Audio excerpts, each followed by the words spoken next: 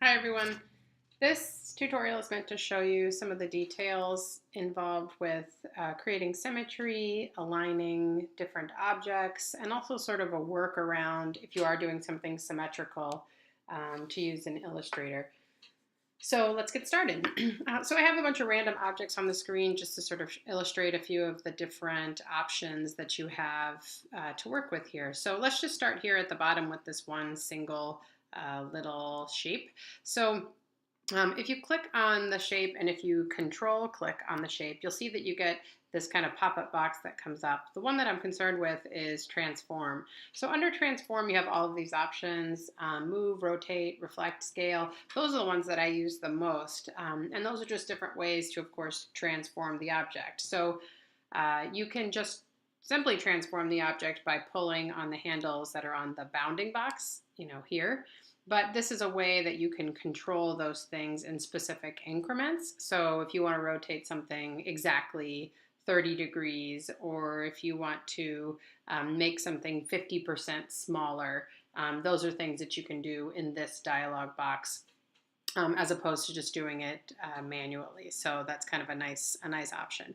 I'm just going to show you this move one quickly. So if I click on move, you'll see that I get this dialog box. It already did something here just because it has a kind of default that it goes to. So what I like about this is if I'm trying to repeat something across a space to kind of create a pattern or a series of the same object, this is a good one to use. So you can see that it says position, horizontal, vertical. So let's say I just wanted to make kind of a strip of these little mounds going across the design. So I could say, let's say I want to move it 2.5 inches. I don't want to move it vertically. And you also have to remember in this situation to be sure to hit copy, because if you don't hit copy, it's just going to move the existing one that you have and not create a new one. So I'm just going to hit copy. And you can see that it makes another one, right? So I can do that as many times as I want. One other quick shortcut with Illustrator, and we'll use this a lot in class, is that if I just hit Command and the letter D, as in dog, you can see that it just repeats what I just did. So, I could do that any number of times across the way, and it's then just creating this, this kind of repeat. It's spacing that same exact object, copying it, and I can do that again and again by hitting Command D. That just repeats the last kind of function that you did. Okay, so let's get rid of those. Also, just to show you something quickly, if I hit Control and click, you can hit Transform. You can see that I can hit Reflect, which I could say, oh, I just want to flip these the other direction. So there's horizontal, there's vertical. I can tell it that I would like to rotate, let's say, 30 degrees. There you go. It'll rotate it, so you can kind of get the idea. The next thing, and I want to show you, I'm just going to pull these down here.